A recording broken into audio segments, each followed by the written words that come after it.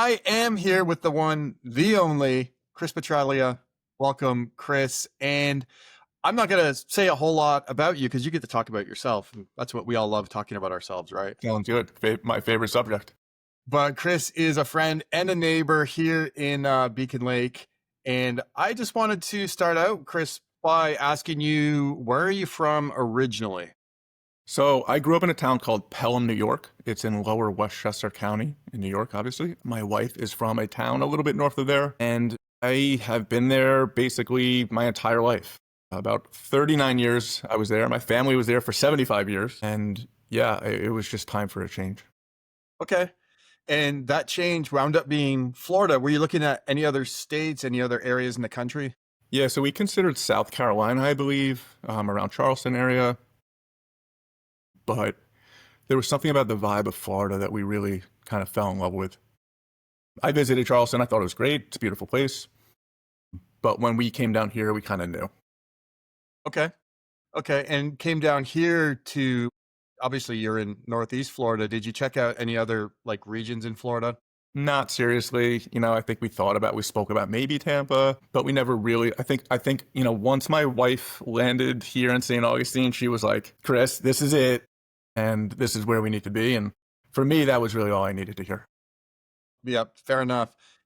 I interviewed some people a couple weeks ago, and when they landed in St. Augustine, like the first night they went out, it was like the night of lights. And so they're like, where else in the country would we even possibly move? But when you guys like experienced St. Augustine, and I assume you mean like downtown St. Augustine, the historic district, for the first time, what was that like? It was exciting. It was new to us. We always experienced New York City.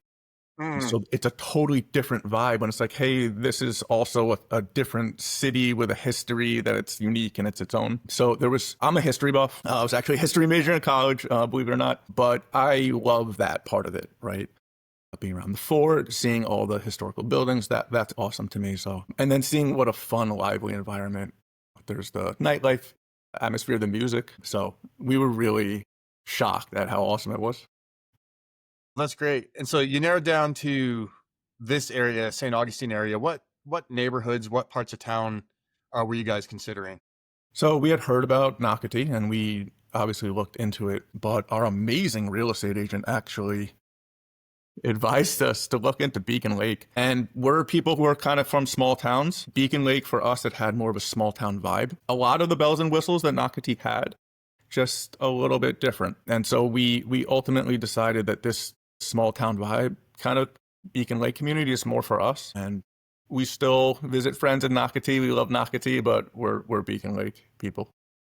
Love it. Hey, because Beacon Lake person all day long here. Of course, I love all the other neighborhoods too, but this is where we've chosen to.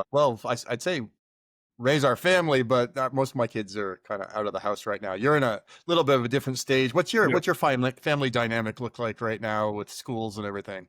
So right now we're kind of finishing up at Collage Day School, which is about 20 minutes from our house here in Beacon Lake. We have a 5-year-old and a 3-year-old. We are going to be sending our 5-year-old to kindergarten next year at Lakeside, which is right across the street from us. So we're excited about that.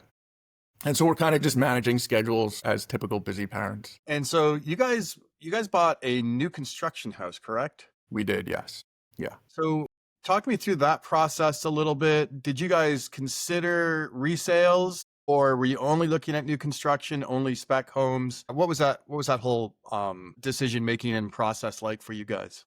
So we're a little bit spoiled, but when we bought in New York, we bought a brand new home, new construction. We came down here, we saw that there was new construction. We didn't see, especially given, Dream Finders was the builder, given the incentives, we didn't really see the point in buying a resale. There was so much you can do working with the builder that made more sense to us. The process was pretty simple. The home was built out on spec. Not a lot of decisions on our end. The only thing they asked us was, what color do you want the stone in front of the house? Yeah. So everything else they chose. I was actually surprised that they asked us that at all. But so everything else was done for us. The process was very quick, faster than I thought it was going to be. I think they said it was going to be a 6-month build, and it was like 4. Very quick build, but also a very good build. I had the home inspected by several different companies, multiple people, and they all said this is a very good bill. So that was kind of the process. And then, and the closing process was something that we weren't used to. Again, being from New York, you're like, okay, bring in the lawyers. Yeah. And here it's kind of like, no, it's a little more casual, still formal, but much easier. I've noticed that living in Florida, everything's easier. Okay. It's more streamlined. There's less kind of nitpicky type stuff. If you need something done in Florida, like you just go in, get the form, fill it out, hand it in, and you're good. So In New York, there's 10 more steps on top of that. that'll be the new pitch for people to move to Florida. Florida, where everything's easier. Except for avoiding sweat. Yeah. Well, that's a different story. Well, in your job, we'll talk about in a minute, but you can make people sweat probably anyways. So All day long. I try to suck in my gut and try to look strong when I'm talking to like Chris over here. Yeah. So moving from New York to Florida, any fears or concerns or anything keep you up at night as you were thinking about making the move down this way? We were a little bit concerned about being away from family.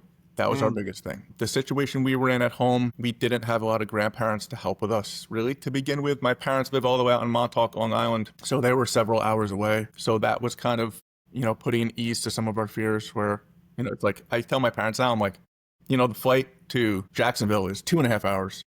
Or whatever from Montauk. I go, when we were living in New York, it was a 3-hour drive. I'm like, technically we're closer. So that was one of the fears, but the sense of community that we felt since we've been here in Beacon Lake, our church community, we've really had a lot of help and it hasn't been too much for us to bear.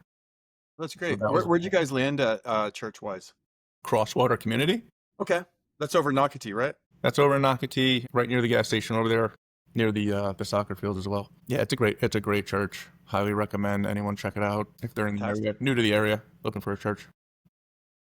So on the move down here, any obstacles or anything that surprised you? Yeah, on the move down here. It was surprisingly easy. A lot of that I actually have to give credit to you. You made that, as we didn't buy immediately when we came down here. We rented. You made that process. It's funny. I was actually talking about this today with you, just kind of like, okay, guys, here's your house. And yeah. It doesn't smell in here, so it seems like it's safe to rent.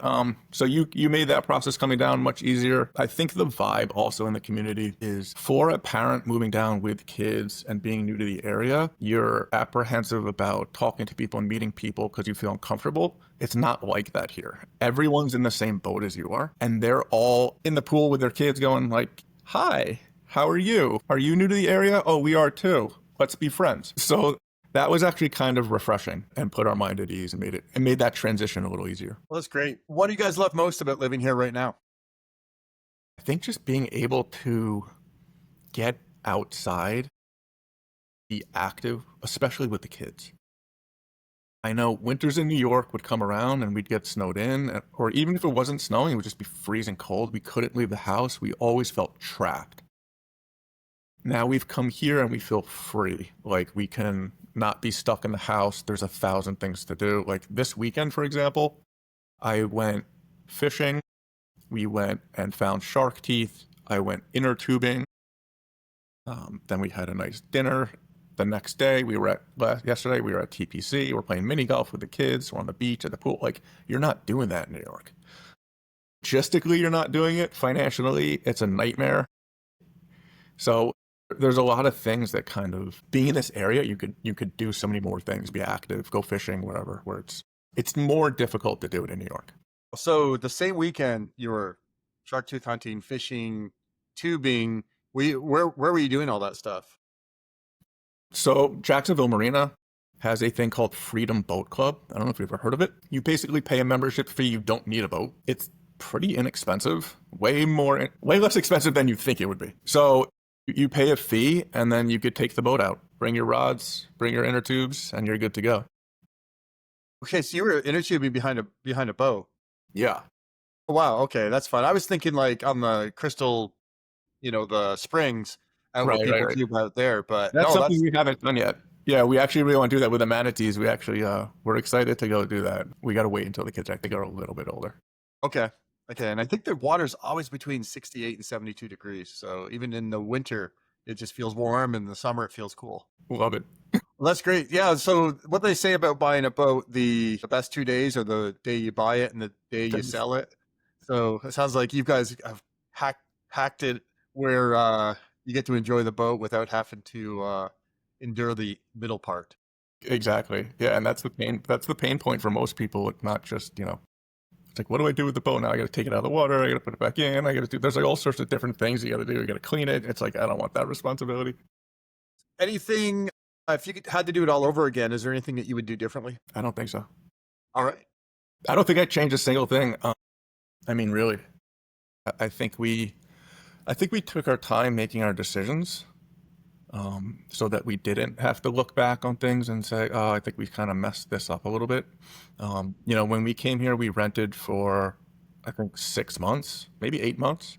So that's a good amount of time to find a house, and settle in and make sure you're making the right choices and finding the right schools and fitting in with the right church community or whatever your thing is. So I think because we took our time and we made calculated decisions, I wouldn't change anything. No, I think we did kind of land it exactly how we wanted to. Yeah, we call that on our team. We call that slowing down the speed up, and getting all your ducks in a row first. So if someone else was looking to move down here from New York, what advice would you give them? The first thing I would say is to call you, obviously. I agree 100%. That's actually true. I would say that. I think that despite me living down here, I think you actually have a really great grasp of the area, who to talk to, where to go, what are the things that draw people to the area, and will kind of mesh with certain families. What I would say is probably if you have a family with kids, I would say probably look for a community that's like-minded, that you feel at home in. That's what we felt with Beacon Lake. We felt at home. We felt that small town vibe. That was important for us, and so we went with it. Other than that, I would say don't worry. Be reassured that your life here is going to be better. People that, not everyone, right? But people who ask me, they'll come to me like, hey, how's Florida? I'm like, oh my God, dude. It's amazing, to the point where I feel bad answering the question because I know they're still living in New York. But I would say, like, yeah, rest assured, like, everything that you think about living in Florida, the fun and the sun thing, like, it's true. It's going to happen. Like, you're going to love it. So I know you're leaving a comfortable place and coming to a new place, but it's going to be awesome. Yeah, it's interesting how after you be here for a bit, if you're not careful, you start taking those things for granted. And then I have to remind myself, oh yeah, Canadian winters, shoveling the snow, and that shovel, like you hit the bump, it hits you in the chest. My parents would never get a snowblower when I was a kid, so I'd do it shovel by hand. Been there, done that. So it sounds like fishing and boating, but I'll go ahead and ask the question anyways. Any new hobbies or activities that you've picked up since you've been down here? I've been golfing more, for sure.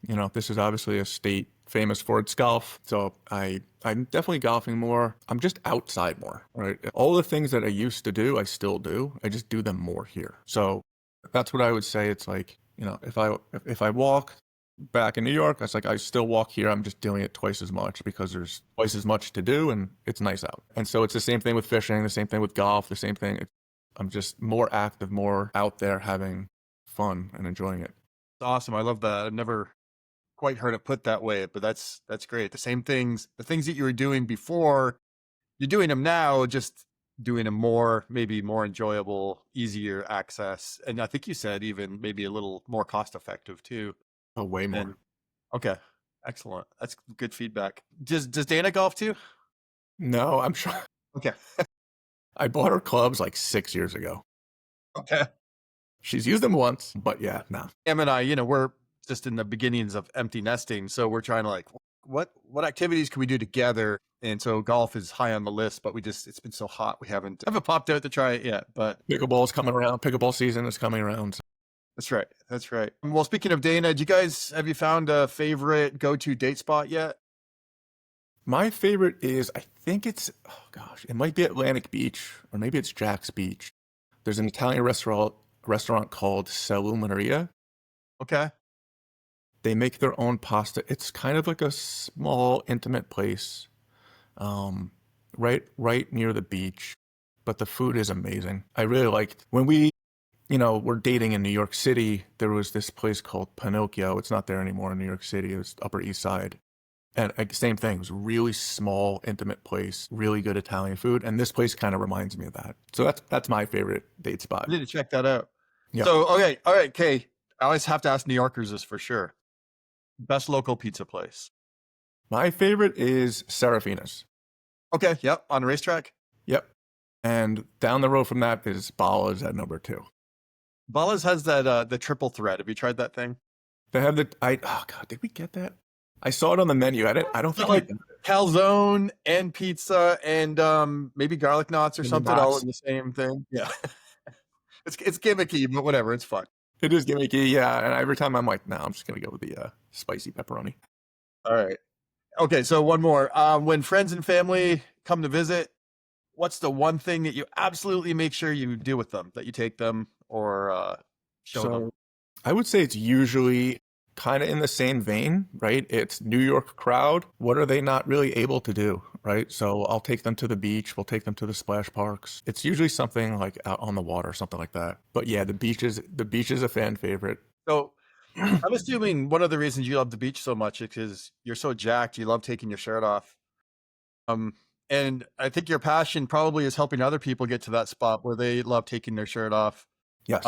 Chris is the premier personal trainer in the area. So just tell me a little bit about that. Why did you start getting into the personal training space? So I was an athlete my whole life, baseball player. I tore my labrum and my rotator cuff when I was about 18 years old, and it ended my college baseball career, and that haunted me. And my brother approached me and said, I'm doing personal training. Do you want to do personal training with me? And I was like, sure. Kind of got into it because I was still in college. I didn't know what I wanted to do, but I knew I wanted to make some money. So I started doing that. And then I really found a passion for me having suffered that shoulder injury and training people. And I put those two things together and created Next Level Speed. And SPEED is an acronym: Sports Performance Enhancement, Education, and Development. So the focus is to help adolescent athletes never basically go through what I went through, right? Work your entire life to get to college, injured, you're done, it's over. I wanted to avoid that with the future generations. And for the last 21 years, I've been doing that, as well as general population training, working with busy moms, busy professionals, busy dads, helping them figure out how to fit in health with their crazy lives. If they're anything like me, it's the job, the kids, the mortgage, like all the financial stresses, all the life stresses, all the things you got to do. It's like, where does exercise come into that? How do you fit that in? And so what my wife and I do is we've come up with solutions for people, both fitness and nutrition, to help them really be efficient and get the most out of their fitness or nutrition that they're trying to go for. Okay. And so Dana does the nutrition side? She's more on the nutrition side. She's a nurse, and she works in functional medicine. So she's good on the nutrition side. She can also, if you want, she can read your blood work, offer supplement recommendations based off the blood work if you're low in vitamin D or something like that. So she works more on that side of things, and I work more on the fitness, weightlifting side of things. Although I will do, obviously, nutrition coaching and assist with that as well. Sure. I see your reels that you post of you in the gym. What's your best lift? My best lift has always been my squat. Okay. Most I've ever squatted was like 450. And you only weigh like 150, right? I'm like 215 right now. Okay. Yeah. Okay. Again, I'm getting pretty heavy. Need to lean. I think I need to lose 10 pounds. So it'd be like 195, 200 for me. I think is like the sweet spot. I'm not worried about you. You'll get it done. You just like snap your fingers. Although as you're getting older, you're finding how are you finding that changes your approach to fitness? I mean, I'm 51. I don't know how old you are. I assume you're in your 40s. I'm 41. Okay, yeah. So you got 10 years to get here, but from 21 to 31 to 41, how have you found your progression or what have you been changing in your fitness approach? I would say I'm probably more aware of recovery, and also I'll push less. So when I was 21, it's like, whatever, just push, right? Now, if I feel something, I'm like, I have no problem putting the weight down and going slower. So I kind of like removed ego as I've gotten older and a little wiser. I'm lifting in the gym by myself. I can't even impress anyone. But it's like I'll put the weight down and I'll be a little friendlier to my joints. So instead of squatting that 450, I'll do 350 or do something lighter, and they'll do it for 10 repetitions instead of trying to kill myself for every workout. I think like when you're younger, you think that the more it hurts, the more it means it's working. And that's not true. Pain, no gain. Exactly. No pain, no gain. And it's like, yeah, if you beat your head against the wall, it'll hurt. That doesn't mean it's working. So I think I'm just friendlier to my joints, and recovery is a much bigger thing for me. And that's allowed me to actually train more because I don't get injured as much because I'm not pushing it. So on the longevity side, I'm just getting more of those workouts over time. All right, Chris, and because I didn't prep him for this, so I'm just going to put you on the spot here. Give me your top 3. Doesn't be a top 3. Give me 3 tips for good recovery. 3 tips for good recovery. Start with sleep. Number 1. Not sure there's anything more important than that. Okay. Number 2, good nutrition. I would say certainly make sure you fill the gaps. And by that, I mean, if you're deficient in something, make sure that you're getting that thing. So most people, let's say, are deficient in vitamin D. Make sure you're getting that vitamin D. If you're recovering from, let's say, a workout or something like that, protein is the most important thing. So the amount of protein you're getting, that's your priority. And then if you want to add in other like recovery type supplements, you can, creatine, something like that. Drink tons of water. And then my last tip is more on the lifestyle side of things. Control stress levels. Cortisol blunts recovery. When you do something stressful, like weightlifting, and you create the stimulus for growth, you open up certain pathways for growth. When cortisol, the stress hormone, is reintroduced, it shuts down growth. So when you do a really heavy leg workout, let's say, and then the next day you're like, I'm going to go for a run. Your body doesn't like that, and it'll shut down growth because it's now managing stress. So what I would say is reduce stress if you're trying your goals on recovery. Reduce stress, and you could do that by like just nice gentle walks, breathing, meditation, staying in low stress environments, all sorts of things like that. So those are my top 3. I got to go talk to my wife and kids and tell them, yeah, you need to help my fitness by keeping my stress levels low. That's all I want is a nice, peaceful home. And for the most part, I have it. Yeah. But good news is you can still build. If they ever get off and start, putting more stress on us, be like, hey, Coach Chris said I need to have low stress so I can get big muscles and recover That's well. The rules. So, okay, that's how it is. And that's what hey, my wife benefits if I'm all jacked and ripped, so she gets to. Everybody wins. To look at the eye candy all day. That's what I keep telling my wife. It's a lot stressful. It's a lot of work being a trophy husband. I don't think they realize it. And I keep reminding her of that, and she keeps just rolling her eyes at me.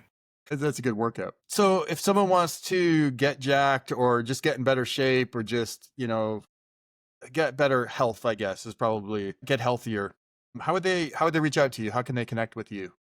So they can reach out with me, any of the socials, Facebook or Instagram. I can. We'll tag them here somewhere. Also, I'm happy to put my own personal number. When people call me, I actually like to pick up the phone and speak with them in person. Or you could text me, email me, chris@nextlevelhealthwellness.com. If you go to our website, nextlevelhealthwellness.com, there is a link to schedule a free discovery call. They're welcome to do that. And then we could link down at the bottom. I have a special offer and link to set up a discovery call if you want that I could send you for today. Awesome. Yeah. All right. Good stuff. All right. Well, thank you, Chris. We appreciate your expertise on everything. And man, I look forward to continuing to see you around the hood. Absolutely, man. It's been a pleasure. Thank you so much.